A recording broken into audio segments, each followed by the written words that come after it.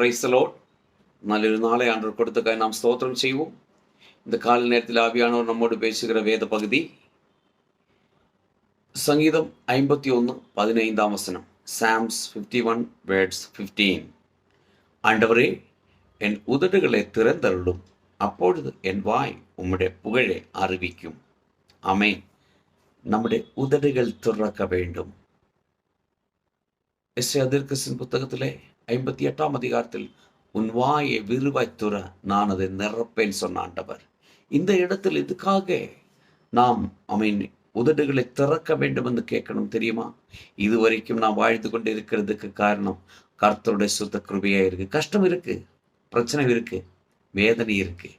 அவரை பற்றி புகழ்ந்து பாட வேண்டிய நாட்கள் இது.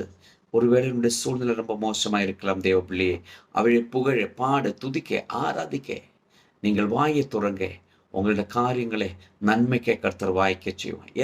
எவ்வளவு பெரிய சூழ்நிலையாயிருந்தாலும் அதில் நம்மை மீட்டு கொண்டு வரும்படிக்க அவர் ஆயத்தமாயிருக்கிறார். இந்த நாளிலே அதுக்காக ஆயத்தமாவுங்க. விசுவாசத்தில் உறுதியாயிருங்க. அவரை புகழுங்க, அவரை போற்றுங்க. அப்பொழுது அற்புதம் நடக்கும். நல்ல ஆண்டவரே, நன்றி செலுத்துகிறோம். இந்த கால நேரத்தில் கேட்கிற ஒவ்வொரு பிள்ளைகளையும் இந்த வேத வசனத்தின் படி பிதா குமாரன் பரிசுத்தாவின் நாமத்தில் ஆசீர்வதிச்சு ஜெபிக்கிறோம். இயேசுவின் நாமத்தில் பிதாவே, ஆமென்.